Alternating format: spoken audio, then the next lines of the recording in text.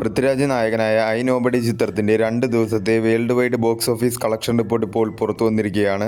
ചിത്രം 2 ദിവസം കൊണ്ട് വേൾഡ് വൈഡ് 7.04 കോടിയാണ് നേടിയത്. കേരളത്തിൽ നിന്നും 3 കോടി 30 ലക്ഷം രൂപയും, കർണാടകത്തിൽ നിന്നും 36 ലക്ഷം രൂപയും, തമിഴ്നാട്ടിൽ നിന്നും 19 ലക്ഷം രൂപയും, തെലുങ്കു സ്റ്റേറ്റിൽ നിന്നും 21 ലക്ഷം രൂപയും, റെസ്റ്റ് ഓഫ് ഇന്ത്യയിൽ നിന്നും 6 ലക്ഷം രൂപയും, ഓവർസീസിൽ നിന്നും 2 കോടി 92 ലക്ഷം രൂപയുമാണ് ചിത്രം 2 ദിവസം കൊണ്ട് വേൾഡ് വൈഡ് ബോക്സ് ഓഫീസിൽ നിന്നും നേടിയത്.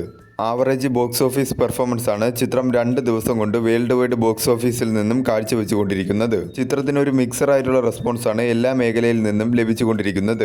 ലാംഗ്വേജ് വൈസ് ടോട്ടൽ ഡൊമസ്റ്റിക്കിൽ നിന്നും ചിത്രം 2 ദിവസം കൊണ്ട് നേടിയത് മലയാളം ലാംഗ്വേജ് 3 കോടി 94 ലക്ഷം രൂപയും, തെലുങ്കു ലാംഗ്വേജ് ഡബ്ഡ് വെർഷൻ 15 ലക്ഷം രൂപയും, തമിഴ് ലാംഗ്വേജ് ഡബ്ഡ് വെർഷൻ 2,50,000 രൂപയുമാണ് ചിത്രം ലാംഗ്വേജ് വൈസ് ടോട്ടൽ ഡൊമസ്റ്റിക്കിൽ നിന്നും 2 ദിവസം കൊണ്ട് നേടിയത്.